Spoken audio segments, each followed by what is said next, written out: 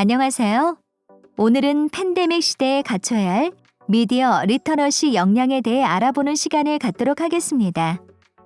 세계보건기구 WHO가 코로나19 사태를 팬데믹, 세계적 대유행으로 선언했습니다. 그런데 불안감을 부추기는 허위 정보가 넘쳐나는 이른바 인포데믹, 정보 감염증 현상으로 인해 코로나19 대응이 한층 더 어렵다고 합니다. 허위 정보가 범람하면서 감염병과 관련한 신뢰성 있는 정보를 찾는 것이 매우 중요해지고 있습니다. 신뢰성 없는 정보로 인해 사회의 불신과 불안, 갈등이 확산되면서 합리적인 대응책을 마련하는 것이 더욱 어려워지고 있다고 합니다. 신문에는 100% 정확한 사실만 실리는 것은 아닙니다. 정정 보도를 통해 이미 보도된 내용의 실수와 오류를 수정하기도 합니다.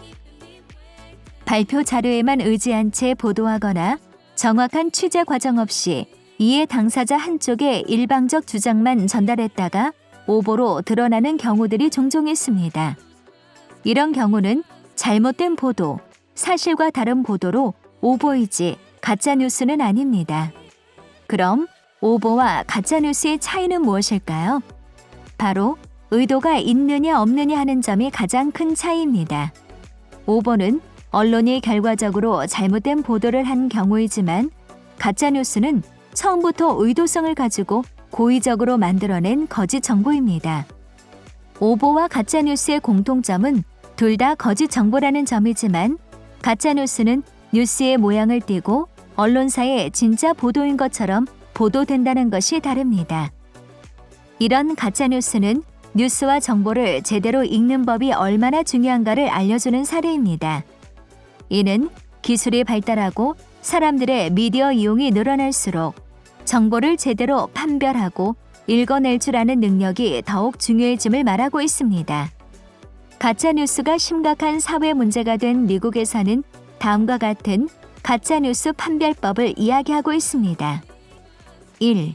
제목 비판적으로 읽기. 2. 인터넷 주소 자세히 살펴보기. 3. 자료 출처 확인하기. 4. 문법적 오류 확인하기. 5. 사진 면밀하게 살펴보기. 6. 날짜 확인하기. 7. 주장의 근거 확인하기. 8. 관련 보도 찾아보기. 9. 풍자 또는 해악과 구분하기. 10. 의도적인 가짜뉴스 의심하기. 가짜뉴스를 판별하기 위해서는 팩트체크가 필요합니다. 미디어를 비판적으로 수용하기 위해 미디어가 전달하는 내용과 방법이 무엇에 근거를 두고 있는지 등을 생각해 봐야 한다는 것입니다. 구체적으로 뉴스의 출처와 근거가 무엇인지, 이 뉴스가 왜 만들어지게 되었는지, 이 보도로 인해 누가 이익을 보게 될 것인지, 기사의 사실과 의견은 무엇인지 등을 스스로 질문하면서 읽어볼 필요가 있습니다. 가짜 뉴스도 자신들의 뉴스가 거짓이라고 말하는 법은 없습니다. 오히려 전문가들을 통해 사실 확인을 거쳤다고 강조합니다. 그렇지만 결과를 어떻게 받아들일지는 결국 뉴스를 읽는 사람에게 달린 문제입니다. 그래서 비판적으로 뉴스를 보는 것이 중요합니다.